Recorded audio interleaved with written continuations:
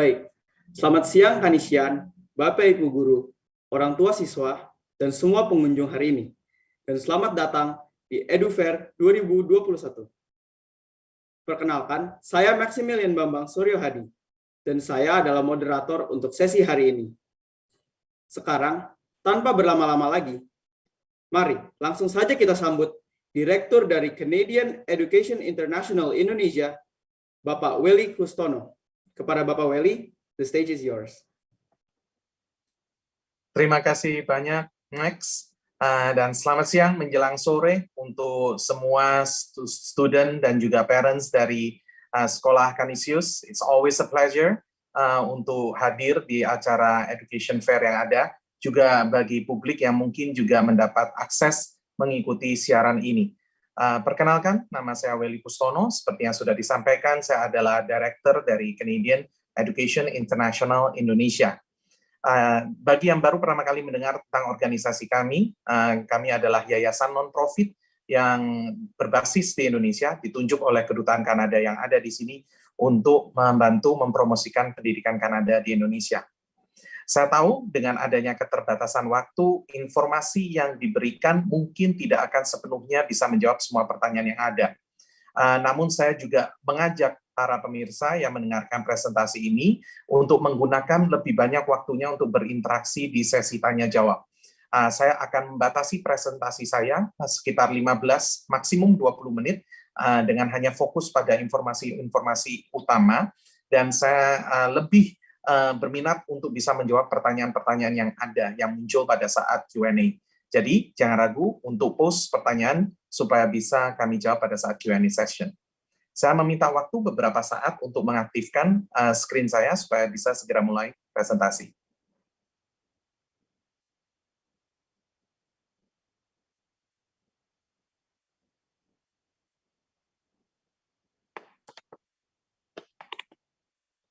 Oke, saya minta konfirmasi daripada tim multimedia, apakah slide saya sudah tampil dan suara saya terdengar jelas? Testing dari tim multimedia. Lihat Pak Welly. Terima kasih.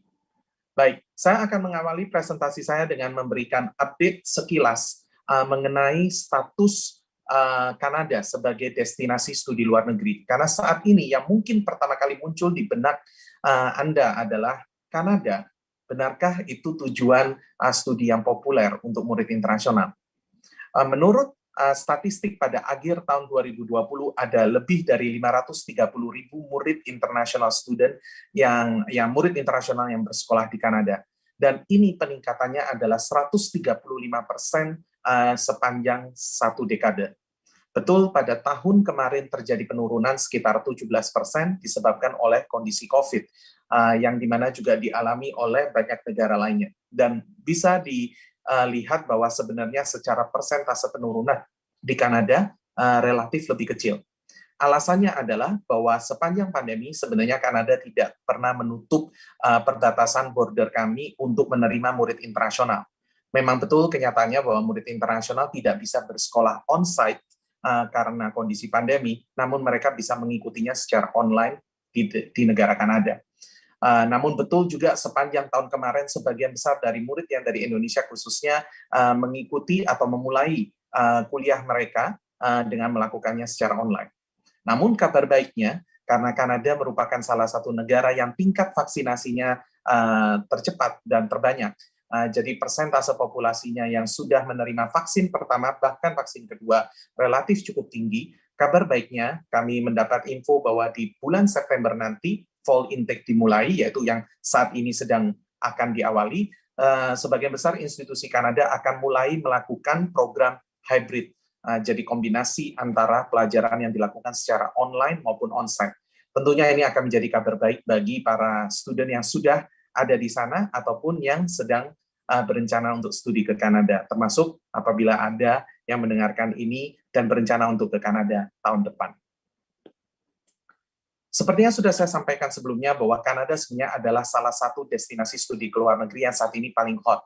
Menurut statistik menunjukkan bahwa per tahun 2014 sampai 2018, tingkat pertumbuhan murid internasional di Kanada adalah yang tertinggi di seluruh dunia, yaitu sekitar 73%. Anda bisa lihat di sana angkanya jauh lebih tinggi dibandingkan negara-negara lainnya yang termasuk juga dalam top 5 destinasi studi luar negeri di dunia. Oleh sebab itu, saat ini Kanada telah menduduki peringkat keempat sebagai salah satu penerima murid post-secondary internasional terbanyak di dunia setelah US, UK, dan Australia. Namun sesuatu yang unik dengan Kanada adalah bahwa 75% dari murid internasional yang bersekolah di Kanada adalah post-secondary students, yaitu murid-murid yang sudah menyelesaikan SMA. Nah, ini mungkin bisa memecah salah satu myth yang biasanya orang sering bicarakan bahwa kalau studi luar negeri agak jauh, lebih baik usianya kalau nanti sudah lebih dewasa atau mungkin pendidikan level yang lebih tinggi, menunggu master ataupun PhD. Kenyataannya di Kanada, walaupun secara jarak dengan Indonesia cukup jauh, 75% dari murid-muridnya justru adalah murid yang relatif muda. Kenapa bisa demikian? Kenapa orang tua merasa nyaman mengirimkan student yang masih relatif muda? Kenapa student dengan confident dalam usianya masih muda memilih Kanada sebagai tujuan studi? Itu yang akan menjadi topik presentasi kita pada siang hari ini.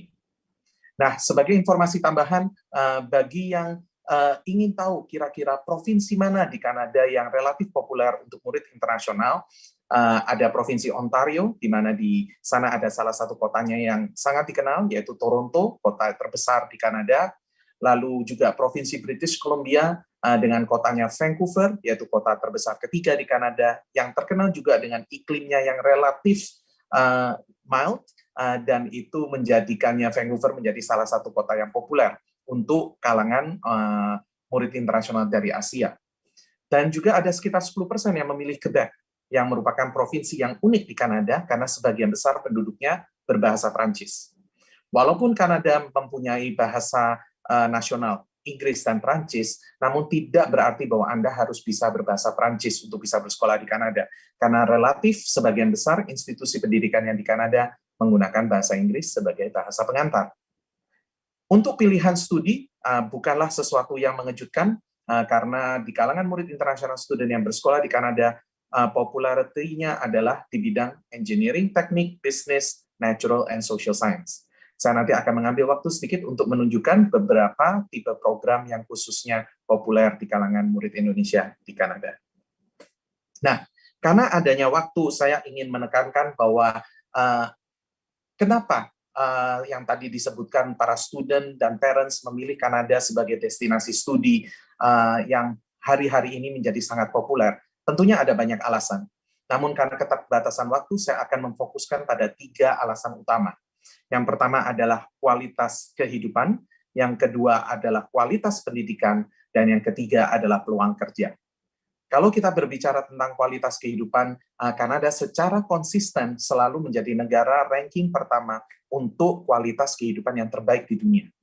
Namun tahun ini, saya dengan bangga mengumumkan bahwa Kanada juga menjadi number 1 best overall country in the world, berdasarkan US News Best Countries Ranking tahun 2021. Secara kualitas pendidikan, kami juga menduduki peringkat keempat berdasarkan ranking yang sama, dan dalam sisi peluang kerja, Kanada termasuk salah satu negara yang menawarkan sangat beragam peluang kerja yang bisa dijalani oleh seorang student, baik semasa studi ataupun setelah studinya selesai. Saya akan membahas tentang itu menjelang akhir sesi saya.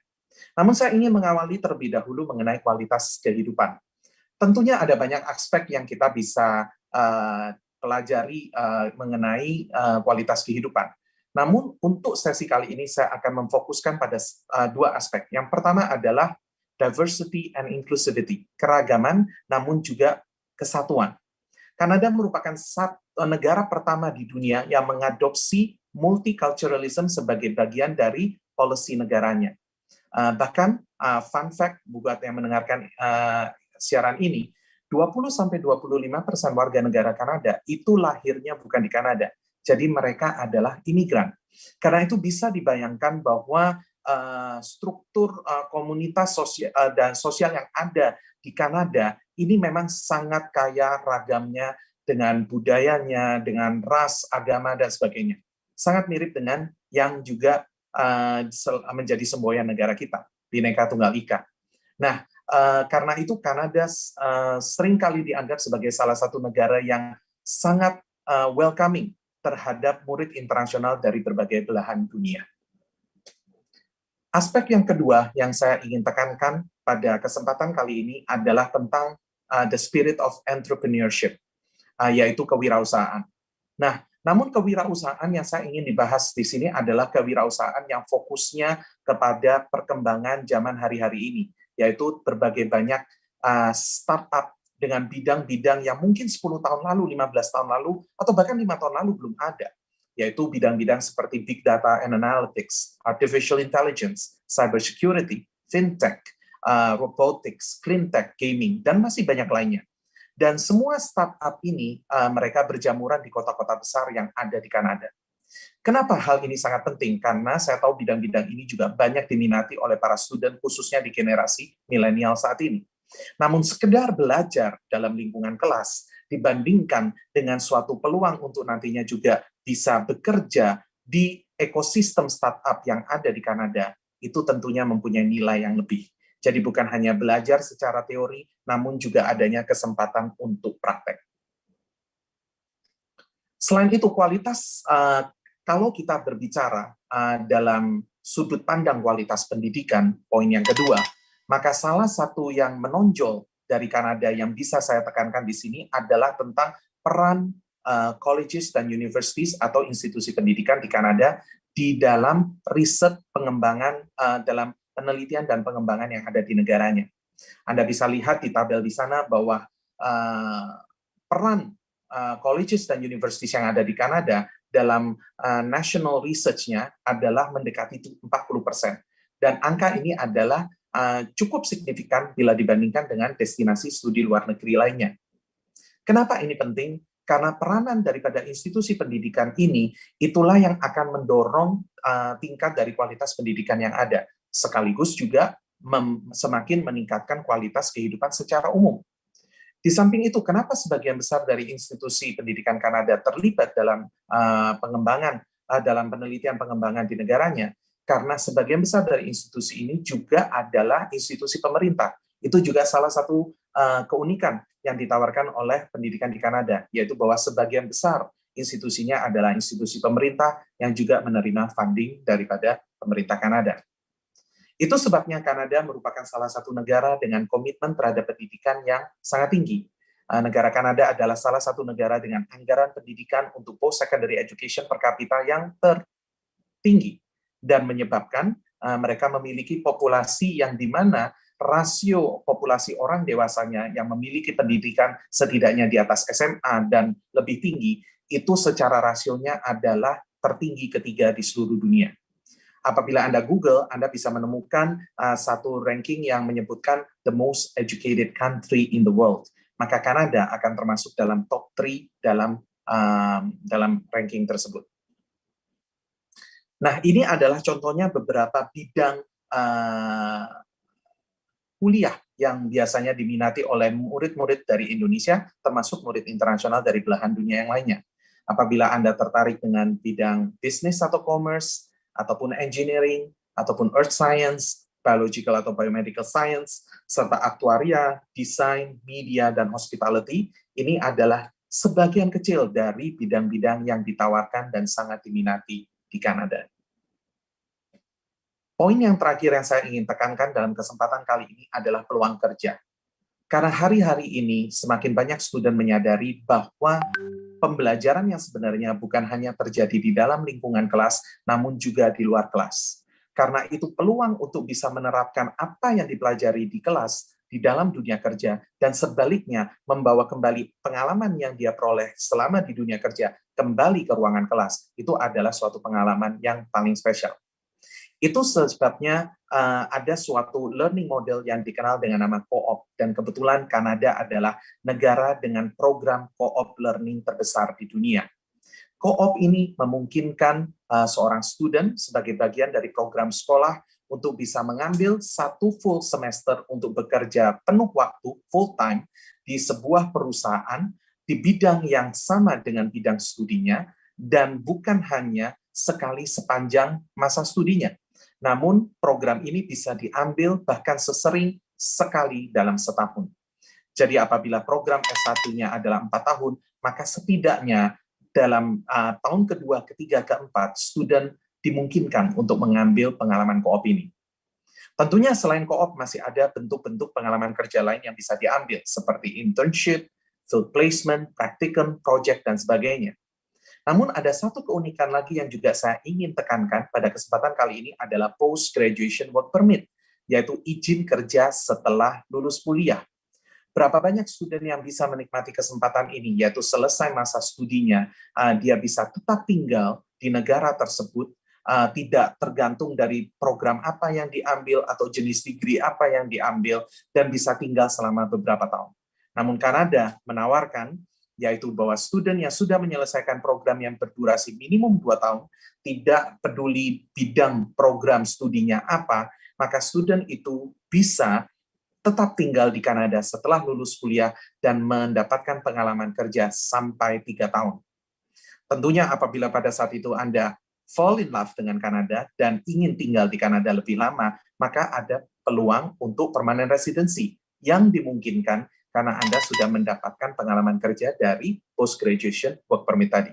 Jadi coba bayangkan bahwa sepanjang kuliah Anda, sejak Anda mengawali studi Anda di Kanada hingga selesai, dan seterusnya, ada berbagai macam peluang kerja yang bisa kalian peroleh, tentunya dengan berbagai kapasitas dan program yang ada. Dan jangan lupa, selain itu sebagai seorang student, maka Anda juga bisa tetap bekerja paruh waktu 20 jam per minggu selama studi semester dan full time pada saat liburan semester. Saya akan memasuki bagian akhir dari presentasi saya, hanya ada beberapa numbers yang saya ingin share karena ini akan membantu kalian untuk menetapkan anggaran studi. Pada saat kita berbicara soal anggaran, pertama adalah biaya sekolah. Secara rata-rata, biaya sekolah selama setahun untuk seorang student di universitas di Kanada relatif kurang lebih sekitar 30.000 Canadian dollar, bukan US dollar. 30.000 Canadian dollar ini bisa di atas, bisa di bawah, tentu tergantung dengan pilihan universitas, pilihan program, kota, dan sebagainya. Tetapi apabila Anda ingin melanjutkan studi S1 di college ataupun di politeknik, biayanya juga relatif lebih murah, kurang lebih sekitar 20.000 Canadian dollar. Jadi ada opsi bagi student tergantung dengan kemampuan dan kebutuhan yang ada. Mengenai biaya hidup kurang lebih setahun adalah 10.000 sampai 15.000 Canadian dollar. Slide ini sangat menarik karena slide ini membandingkan kota Kanada dengan kota-kota besar yang ada di seluruh dunia secara biaya kehidupan. Apabila angka yang diasosiasikan dengan nama kota tersebut kecil, berarti biaya hidup di kota tersebut relatif tinggi. Sementara apabila angka yang diasosiasikan dengan nama kotanya cukup besar, maka biayanya relatif murah. Maka Anda bisa melihat di sini bahwa sebagian besar dari kota Kanada, apabila dibandingkan dengan peers kota-kota besar lainnya di negara seperti Amerika, Eropa, ataupun Asia Pasifik, maka kelihatan jelas bahwa biaya kehidupan di Kanada, bahkan di kota-kota besarnya seperti Vancouver, Toronto, ataupun ibu kotanya Ottawa, relatif murah. Bahkan jika kita bandingkan dengan Jakarta sekalipun, perbedaannya tidak signifikan. Namun, affordability ataupun biaya yang tidak terlalu mahal bukan berarti kualitasnya kurang. Karena justru berdasarkan studi Economist Intelligence Unit 2019 Livability Ranking yang membahas tentang 10 kota terbaik di dunia, maka Kanada ada 3 kota yang termasuk dalam list tersebut, yaitu kota Calgary, Vancouver, maupun Toronto. Dan apabila Anda lihat dari indeksnya mengenai healthcare, pelayanan kesehatan, dan education pendidikan, nilainya semuanya sempurna di 3 kota tersebut. Nah, saya yakin masih banyak informasi yang sebenarnya bisa kami sampaikan dalam sesi ini, namun dalam waktu yang sudah tersedia, saya akan tampilkan kontak informasi saya bersama tim. Anda bisa mengirimkan email ke kami, atau saya juga sangat mendorong yang mendengarkan siaran ini untuk mengikuti Canadian Education International di online, baik lewat website, Facebook, Instagram, Twitter, LinkedIn, maupun YouTube. Saya juga menyarankan bagi yang ingin berminat untuk berkonsultasi, namun daripada mengirim email cukup panjang, lebih suka chatting via WhatsApp, itu adalah nomor official WhatsApp kami yang bisa Anda segera kirimkan pesan dan akan dibantu oleh tim kami. Kami juga menyediakan layanan free email subscription untuk terus mengikuti perkembangan informasi pendidikan Kanada, termasuk pameran pendidikan Kanada bersama kedutaan yang akan diadakan bulan Oktober nanti. Apabila Anda ingin mendapatkan informasi lebih lanjut tentang acara tersebut, silakan scan QR code ini dan mengisi informasi, maka Anda akan termasuk dalam mailing list kami. Terakhir, kami juga ingin menyampaikan bahwa di pameran virtual Fair Canisius, kami juga ditemani oleh beberapa institusi Kanada seperti University of British Columbia, University of Toronto, Waterloo University, dan Langara College. Bagi Anda yang berminat, juga bisa mengunjungi virtual booth kami untuk mendapatkan informasi lebih lanjut. Saya akan akhiri presentasi saya dengan sisa waktu yang ada untuk mungkin menjawab beberapa pertanyaan yang muncul. Terima kasih.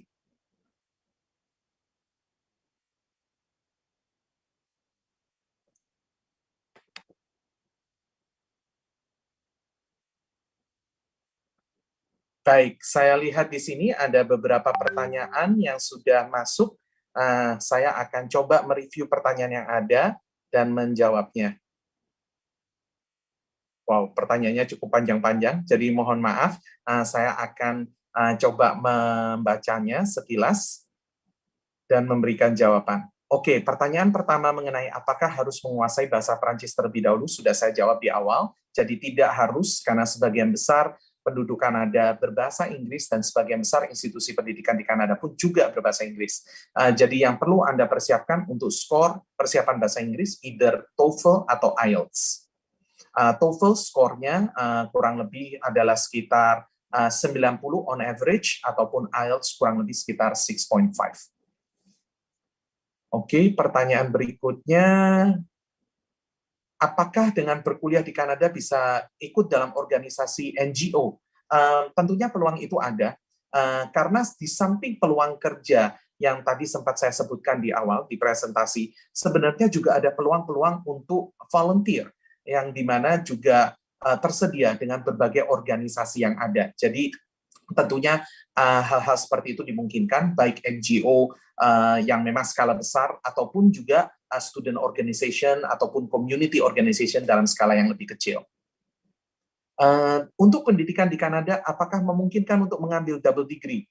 Tentu mungkin. Memang tidak semua program pasti tersedia double degree, namun biasanya peluang itu tersedia. Jadi bisa dimungkinkan untuk double degree, yaitu nanti pada saat lulus akan mendapatkan 2 gelar, atau juga bisa double concentration, yaitu 1 gelar tapi dengan 2 fokus studi yang berbeda, namun masih dalam stream yang sama, atau juga bisa dimungkinkan major dan minor.